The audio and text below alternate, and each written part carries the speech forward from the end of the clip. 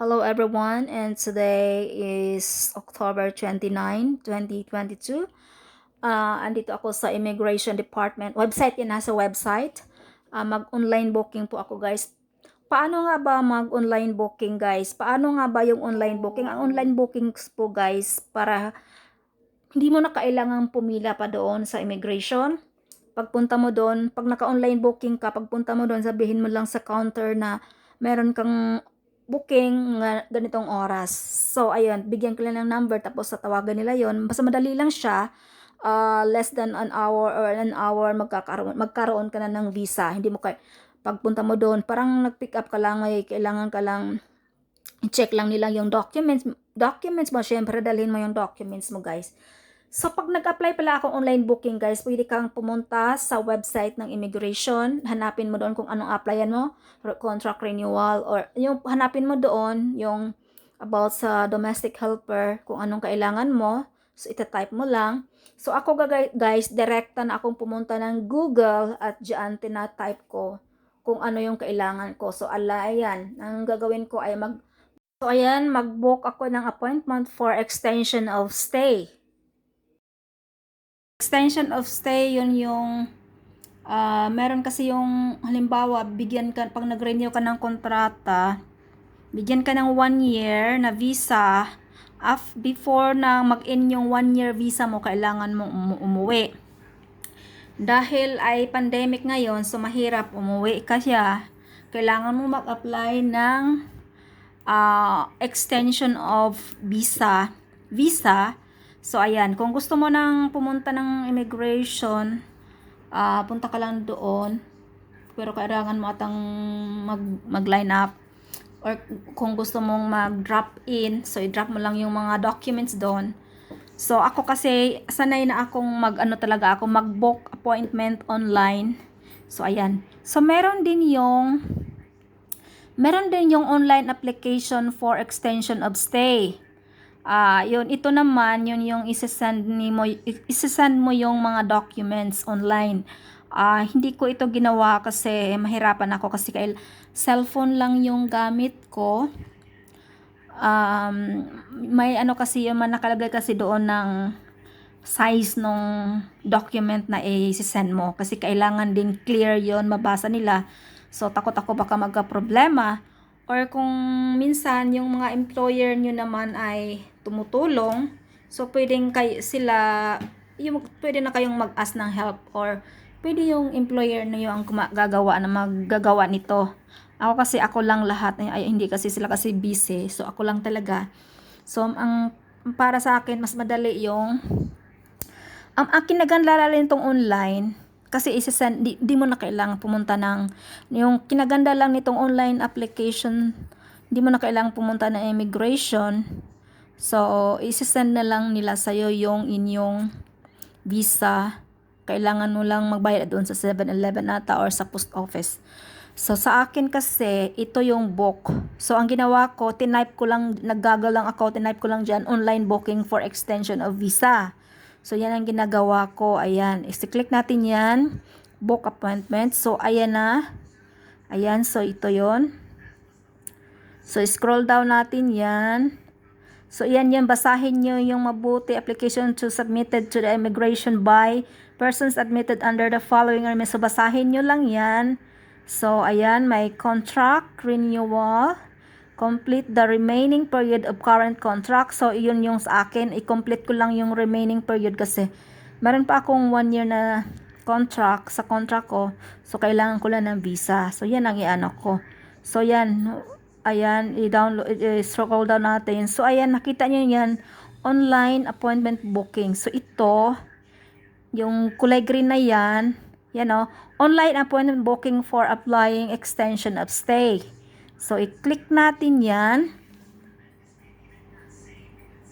Loading required.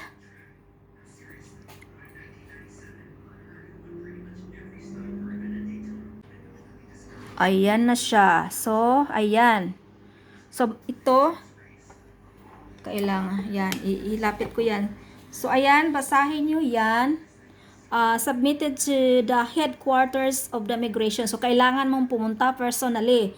Persons admitted under the following resident scheme under general employment. So, ayan. So, merong nakalagay dyan. Yan. So, basahin nyo yan. Yung instruction na yan, kailangan nyo basahin. Ayan. So, pag nabasa nyo yan, so, yan. Ano nga natin ito? Scroll down natin ito. Ayan. May nakalagay continue.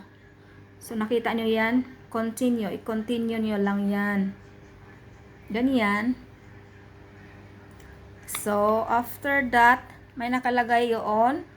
Make appointment. Inquiry appointment. So, ayan, sa akin, make appointment. So, maggagawa ko ng appointment para sa aking pag-apply ng online visa. Hindi siya online. Booking lang pala yan. Booking pala yan. So, nakalagay dyan, starting November, persons or government employees. So, ano yan? Kailangan nyo lang. So, ayoko na i-ano dyan. Di na kailangan yan. So, ito back or start. So, start na tayo. Yan. So, ayan. Makikita nyo yan.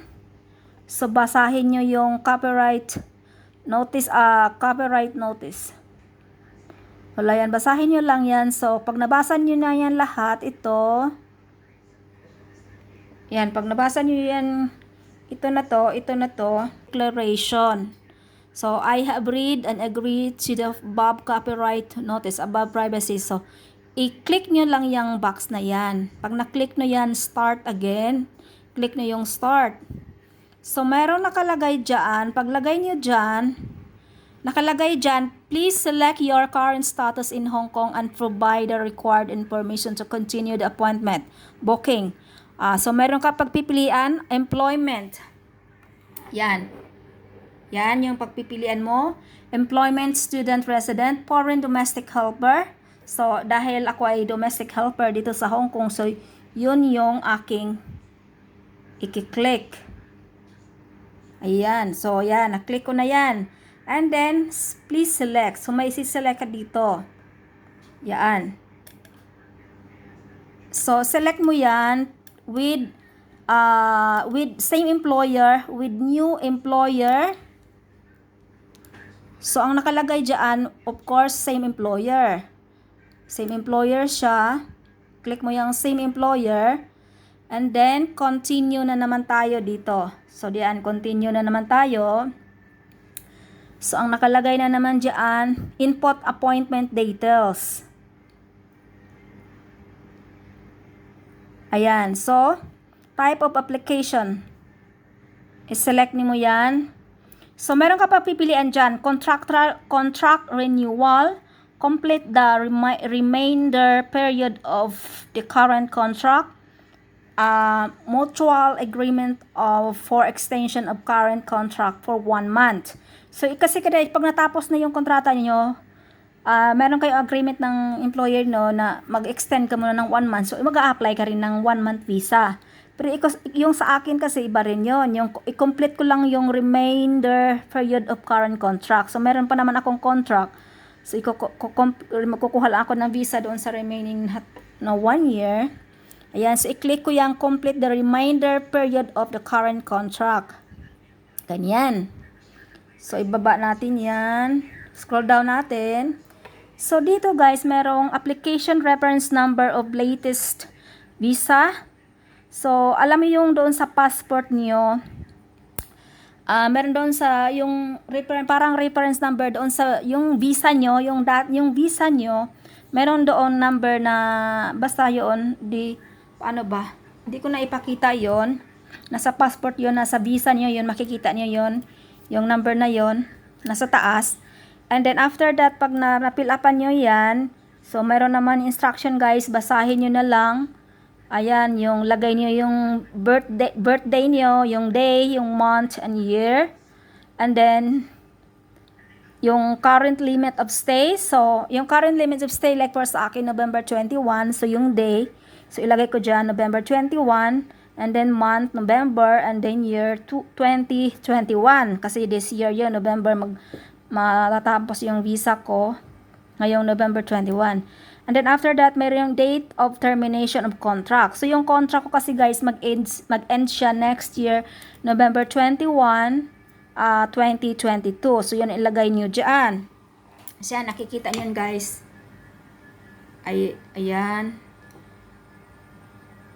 Kita ba siya? Ayan, basta kita. Sundan nyo lang guys kasi ayaw ko na siyang i-fill up kasi meron akong online, meron akong nakabook. So, sa November 4, pupunta ako doon. So, ayaw ko na siyang i-fill up syempre kasi baka magka-problema pa ako syempre, di ba? Kasi meron na ako appointment eh. Tapos, pag nagpilapan mo na yan guys, ayan. So, scroll down mo lang ha. Scroll down lang kayo ng scroll down ba kung baka may kailangan pa kayong pipilapan sa baba. So, makita nyo yan ganyan. I-input nyo lang yan dito. After that, i-continue nyo. Kung ano yung lalabas guys, basta sundan nyo lang ng sundan. Meron pa kayong, basta ganyan lang yung guys. Hindi ko na siya i-kompleto kasi meron na akong nakabooking sa sa immigration. So, ayun lang, sundan nyo lang siya. So, balik tayo doon sa taas kasi hindi ko na siya maituloy.